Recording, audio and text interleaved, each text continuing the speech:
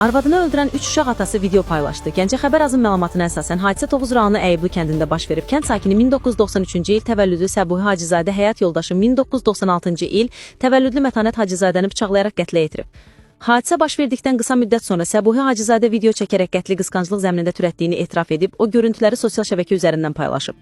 Qeyd edək ki, hadisəni törədən Səbuhi Hacızadə ötən gün Montenegrodan yaşadığı Tovuz rayonunun Əyibli kəndinə gəlib.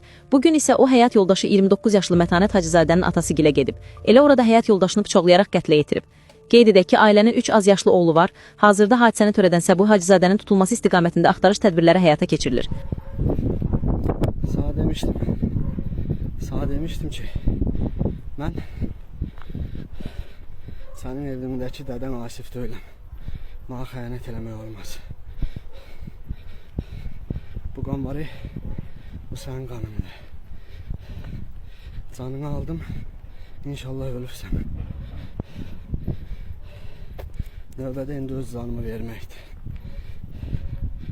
Mən tutulmaqdan qormuram, türmə kişi üçündür. Mən ölümü gözü olmuş oğlanım, mən həyat eşindən qormuram. Mən xəyanət eləmirəmsə, bana eşim xəyanət eləyə bilməz. Bunun cavabı bu olmalıydı. Ola bilər, ölməzsən bu dünyada, amma boyda zərbələr ölməliydim. Ölməsən də o bir dünyada gözləyəcəm səni.